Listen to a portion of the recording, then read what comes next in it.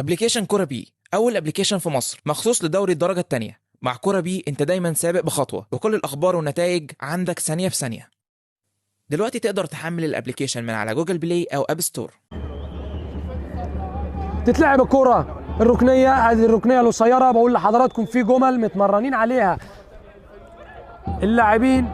كابتن سيد عيد محفظ اللاعبين، ادي فليكس في كل مكان. حلوه العرضيه، لسه الهجمه يا راجل، فرصه خطيره، جول الهدف الاول لمصلحه بتروجيت.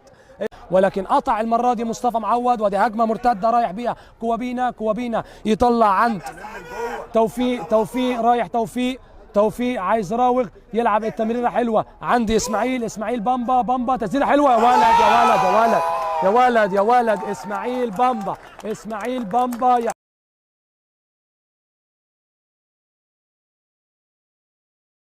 حتى امامنا وحسام عبد الخالق، وما زال الحكم محمد ناصر يوجه في ارضيه الملعب.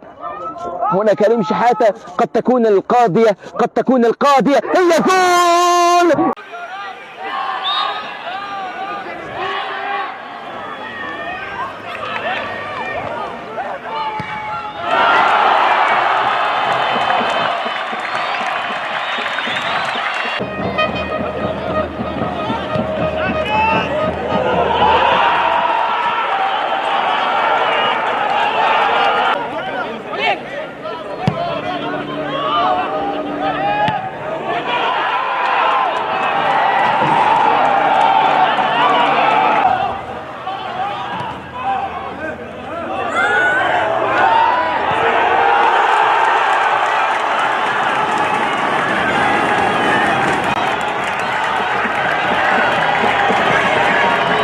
وعرضية داخل أرض الملعب مرة تانية. السكة الحديد هو الآخر متقدم متفوق على كهرباء الإسماعيلية بهدف وحيد. محاولة وأول أهداف اللقاء، جول وتروح عامل تاكلينج رائع حسين زيكا، عيني على البتوين، عيني على الثرو باس، تروح ناحيه اليمين في محاوله لفريق الترسانه. احمد عماد بيلعب عرضيه، وادي تحضير، وادي هوبا جول